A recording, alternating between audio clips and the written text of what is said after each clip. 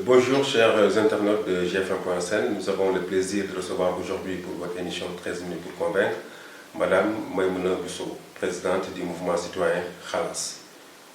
Bonjour Madame Bousso. Bonjour Aruna. Alors Madame Bousso, qui est Madame Bousso pour commencer? Madame Bousso, c'est, on va dire, une jeune Sénégalaise très engagée et très patriote qui a eu quand même à vivre des années à l'étranger, mais qui finalement retourne au pays, essaie tant bien que mal de donner sa partition dans les affaires du pays. Okay. Pourquoi avoir senti la nécessité de créer ce mouvement citoyen Khalas?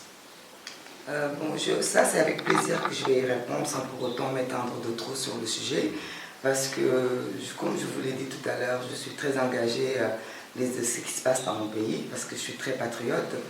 Mais moi-même, j'ai eu à vivre d'une certaine façon plusieurs actes d'injustice que j'ai eu à subir de part et d'autre à travers mon parcours depuis mon retour dans ce pays.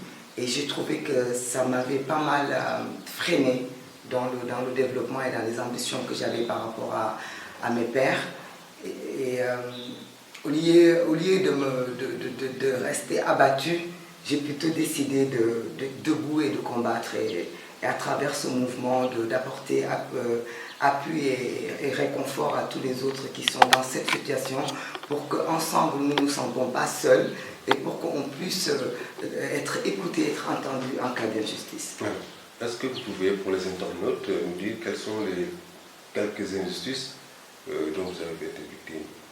Oui, je vais juste résumer, parce que maintenant on va dire que Khalas n'est plus du tout personnalisé, puisque peut-être à l'origine c'était un problème personnel qui m'a poussé à être révolté, mais c'est aussi l'appui des Sénégalais qui se sont constitués en bouclier vis-à-vis de mes problèmes face à la justice ou face au fléau, qui m'a aussi incité à savoir que c'était la bonne réaction.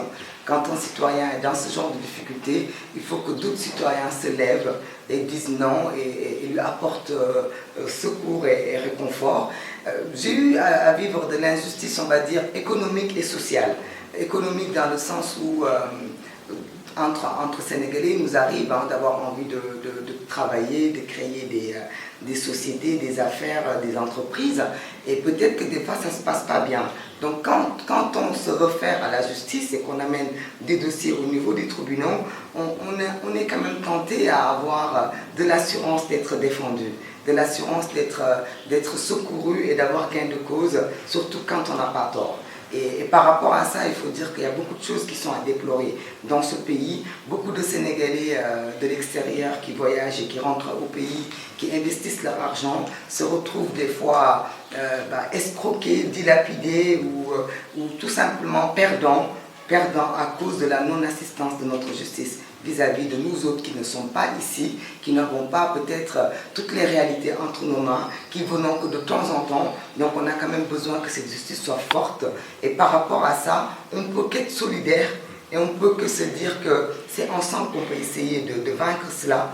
Parce qu'on ne peut pas ramener des petites miettes que l'on gagne très difficilement de l'étranger et se retrouver dans des tribunaux, dans des procédures coûteuses et souvent qui prennent beaucoup trop de temps. Alors, si je comprends bien, peut-être entre les lignes, vous avez peut-être tenté de créer des entreprises et en retour, vous avez été escroqué?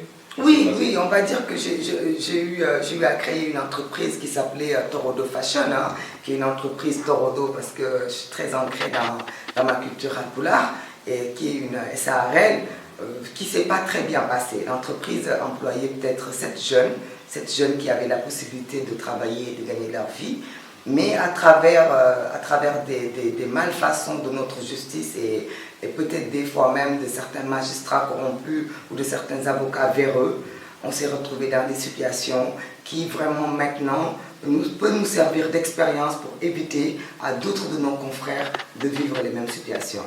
Donc aujourd'hui, le slogan de votre mouvement, c'est « Nul n'est à l'abri ». Nos destins sont liés. Est-ce que vous pouvez, je crois que c'est même sur votre... Oui, c'est écrit là parce que nul n'est à l'abri, parce que de quelque bord que l'on soit, pauvre comme riche, présent comme absent, de quel bord que l'on soit, on peut subir l'injustice. L'injustice, c'est vraiment un fléau. C'est quelque chose qui nous fait mal, qui nous touche au plus profond de nous-mêmes et qui nous fait douter. Qui nous fait douter de notre appartenance à ce pays et qui nous fait dire mais pourquoi? Pourquoi ça m'arrive à moi? Pourquoi je ne suis pas assistée? Pourquoi me laisse-t-on subir ça? Et il y a tellement de questions et tellement de tristesse quand on subit cela. Et moi je dis que nos destins sont liés parce qu'on n'a pas choisi d'être Sénégalais. On est Sénégalais, c'est par la force des choses, par le destin. On habite le même pays, qu'il fasse bon, qu'il fasse mauvais, on le subit ensemble. Donc il faut qu'ensemble nous luttons pour qu'au moins les injustices puissent être écartées de notre quotidien au maximum. Donc aujourd'hui, avec les nouvelles autorités, le nouveau régime, est-ce que vous n'avez pas espoir que ces injustices sont en train d'être réglées? Parce qu'on a lancé la traite des biens mal acquis et tout ça, toutes ces politiques sociales tendant à instaurer vraiment un régime de bonne gouvernance vertueuse. Est-ce que vous pensez pas qu'aujourd'hui vos attentes sont prises en compte avec ce nouveau régime? On l'avait pensé à un moment, on l'a pensé comme tout bon citoyen positif, hein, parce qu'on va dire qu'on l'avait réclamé, on avait trouvé que le régime libéral avait pas mal bafoué les droits des Sénégalais, donc on s'est opposé fermement à travers, peut-être pas Khalas, parce que Khalas n'était pas encore né, mais à travers d'autres mouvements comme Y'en a marre, M23, on a répondu à des appels, on s'est battu. On s'est battu parce qu'on avait trouvé que ce n'était pas possible que tous les Sénégalais qui sont revenus à l'aube de l'an 2000 avec tout cet espoir se retrouvent dans les mêmes situations qu'avant. Et donc on avait vraiment un espoir positif vis-à-vis de ce régime qui eux-mêmes sont quelque part membres de cet ancien régime. Donc ils ont eu peut-être à voir ce qui se passait. Donc on pensait vraiment qu'ils sont à mieux placés eux-mêmes pour savoir ce qui n'allait pas et tout faire pour le changer. Mais Aruna, je vais vous dire qu'aujourd'hui, vraiment, on est déçus. On est déçus parce que déjà, il y a 3 jours, on a été à la place de l'Obélix pour une manifestation, je crois que du mouvement, du parti politique PDS, qu'on a salué l'autorisation, hein, qui n'est même plus à décrier, parce que c'est normal que l'on autorise les gens à manifester. Ce n'est pas une victoire. Je pense que nous, la victoire qu'on a à souligner, c'est vraiment le fait d'avoir pu manifester sans pour autant qu'il y ait perte de vies humaines, sans pour autant qu'il y ait de blessures ni d'arrestations. Parce qu'on continue à les décrier. En 2012, on a arrêté les jeunes de Colobane. On les a arrêtés lors de manifestations à la même place de l'Obélix et jusqu'à présent on réclame leur libération. Parce que ce sont des jeunes Sénégalais citoyens qui sont venus répondre à l'appel d'autres Sénégalais citoyens qui n'avaient rien à voir ni avec Paul, ni avec Pierre, ni avec Jacques. Comme nous-mêmes, on a été là l'autre jour à la place de l'Obélix sans faire partie du PDS. On est des citoyens sénégalais. Quand on nous dit le Sénégal a besoin de manifester ce mécontentement, les Sénégalais ont besoin de dire leur nom ou bien mettre leur là, nous on répond. Nous on répond parce qu'on refuse qu'on nous catégorise dans tel ou dans tel autre. Hier, on était contre le gouvernement libéral sans pour autant être de l'APR.